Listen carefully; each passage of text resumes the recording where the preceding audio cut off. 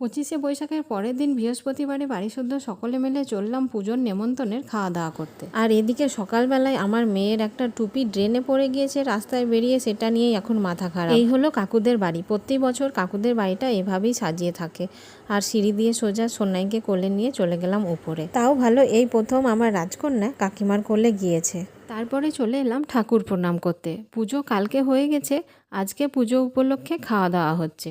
এই পুজোটা এর আগে 2 বছরও একই জিনিসই হয়েছিল, এবছর 3 বছর হলো। আর এখানে তো কাকিমারা আর মামনি মিলে গল্পতে মেতে উঠেছে। এরা আসলে 3 মূর্তির 3 অর্ধাঙ্গিনী। 3 মূর্তি মানে একটু মজা করে বললাম বাবা আর এই বাড়ির কাকু আর একটা কাকু। বাবারা এই 3 বন্ধু হচ্ছে একেবারে প্রাণের বন্ধু। গল্প গুজব হাসি ঠাট্টা শেষ হলে সবাই একসঙ্গে খেতে বসে পড়লাম। পুজো উপলক্ষে ছিল নিরামিষ খাওয়া দাওয়ার আয়োজন। খাওয়া দাওয়া শেষ করে রাত্রি তখন 11টা, রাস্তাও পুরো ফাঁকা। টোটো করে বাড়ি ফিরলাম।